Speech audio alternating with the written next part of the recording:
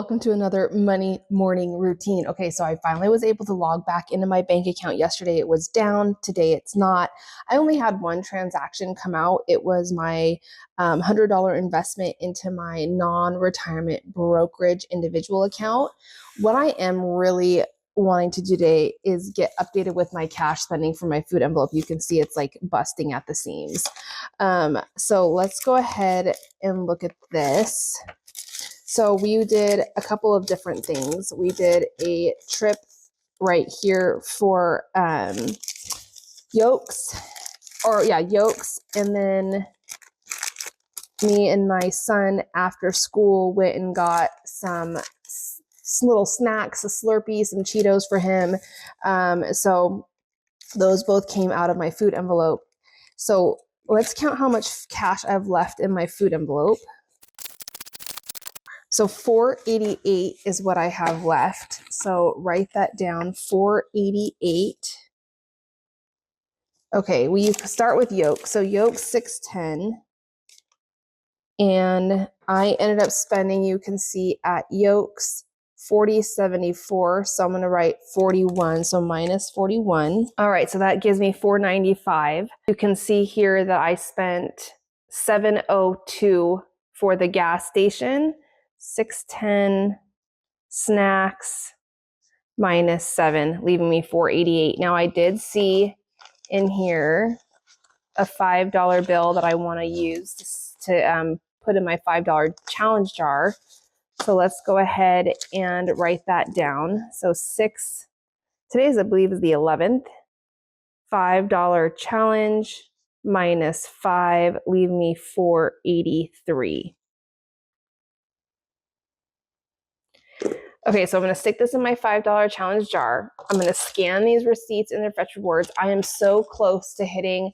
So I like to get to 50,000 rewards points because once I get, I think it's like 52,000, I can get a $50 Starbucks gift card, which I then use to replenish my gift card. So I'm close. I think I'm at like 48,000 points. So any receipt I'm scanning into Fetch Rewards. Put this cash back in my envelope. It's a little bit thick just because of all the $1 bills I have in there. All right, so now it's time though to write these 3 transactions that I wrote to update my envelope. I need to update that on my expense tracker. So let's go ahead and do that. Okay, so those 3 transactions, now my cash is fully updated. For today's video, I'm going to be answering a question that I received from a community member. Now, if you have any questions that you would like discussed during a morning money routine video, I love to take this opportunity to answer questions. I even printed hers out because I thought it was such a great question.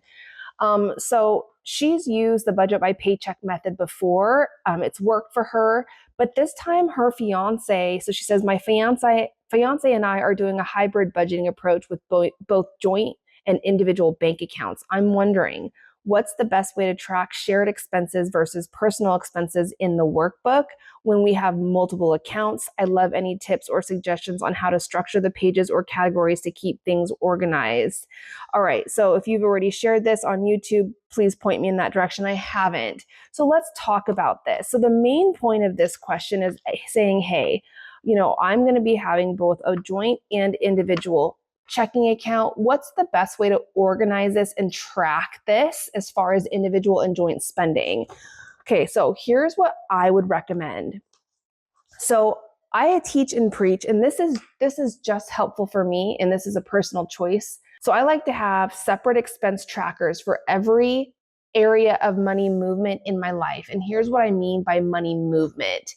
So if I'm spending on a credit card, money is moving in and out of that credit card.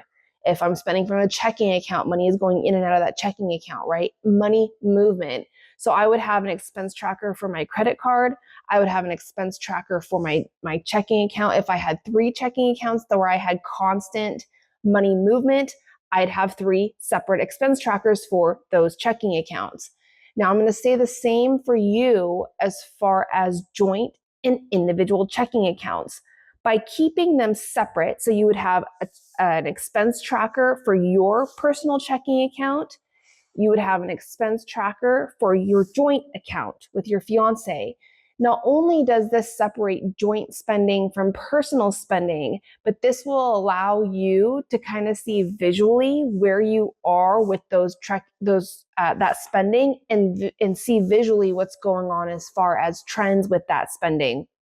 Now, you might be saying, well, Miko, you have a credit card, but you don't have an expense tracker for it. And that's very true. I also have a joint account and I don't have an expense tracker, because here's the thing. I share my whole life on social media. And when you talk about joint spending, it's no longer just my spending to share. And I have to be respectful of other people in my life and their privacy and what they want shared or not. Now, what I do is very unique, okay? And it's hard and it's intrusive. And I totally understand why someone wouldn't want their personal spending plastered all over the web and the internet for people to see. So I personally don't share my joint checking account with my husband, because that's not just my spending to share. However, though, what I do show is right here. I show the amount of money I put into that joint checking account for baby Dante expenses. We have now just been using it a little bit more for other things. Couple of eating out. Last month we used it, but most of the time it is for baby Dante activities or expenses. $450. I do show that here on my personal budget, but you're not sharing. You and your fiance spending with the world. So have that separate expense tracker for that joint checking. I'm going to take it a bit further. Now, when you create a budget, now if you're talking about having a joint checking account and joint spending, I might assume that you are possibly doing budgeting with them. If not, that's totally fine. If you're just budgeting your own personal money, then you would stick to just doing your paycheck budgets. Now, if you want to take a step further, maybe you and your husband or fiance are wanting to start budgeting together.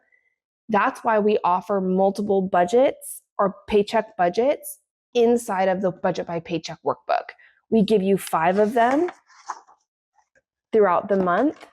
So maybe you start creating budgets together. You can also use your workbook for that and have separate budgets if you would like to do that. It's not a bad idea for you to start doing that to get familiar with your financial circumstances and get an idea of spending that's going on in both of your worlds. It opens up the door for communication. It opens up the door to talk about different goals.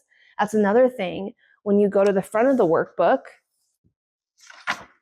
and you are doing your savings goals trackers, or even you're talking about your financial plan and your goal worksheet, these are worksheets I highly recommend that you tackle individually and together. Like, for instance, the new car, yes, this is for me, but it might also be for my husband. Yellowstone and Arizona, that's for me and my husband. Those are joint vacation goals. Because just because you may not completely combine finances. All right, show my face on video again. Here's my thing. Just because you don't completely 100% combine finances does not mean that you can't have savings goals together. Doesn't mean that you can't have a joint checking account, joint savings account. I am the type of money expert where I truly believe women should have access to their own money. Meaning, I don't believe in completely combining every single thing for your finances. I definitely don't think that if you're married, you have to 100% completely combine finances in order for your relationship to work. Me and my husband have been together for 11 years, married for 3, and we've always had separate accounts, separate spending, separate budgets, but we do have joint accounts together. We do have savings accounts together. Heck, we even have investment. We have a joint investment account together. We talk about our financial goals. We talk about our spending, and we talk about major purchase decisions and all of that. It doesn't mean that you are setting up your relationship to fail if you don't combine finances.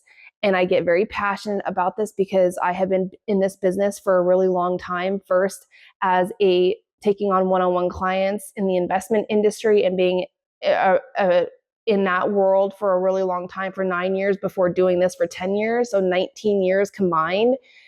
I have just seen so many horrible situations where women are stuck in really bad situations because they don't have their own money. And so I'm a huge advocate of that. So when you are starting this process, just keep in mind, I love the hybrid approach, and just, I hope by showing this some different ways that you can organize it to make it work. Okay, so that's what I would do as far as organizing that inside of the Budget by Paycheck workbook. Now let's go back to June and let's go back to my meal plan. I'm kind of using these money morning routines to keep me accountable as far as what I'm doing for my dinners. Now, if you follow me on Instagram, where I share a lot of behind the scenes, you would know we did snake bite burgers yesterday. You would have saw the cost of my little grocery haul and all of that. So make sure you follow me over on Instagram if you don't already.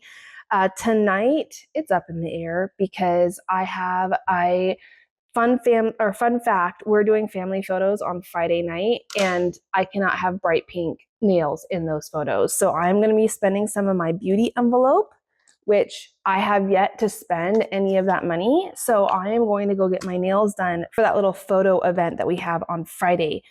That's at 4. It's a horrible time, I know. It's a horrible timing, but I'll have to figure out what we're going to be doing for dinner. We might just eat out for that. But that is my morning routine.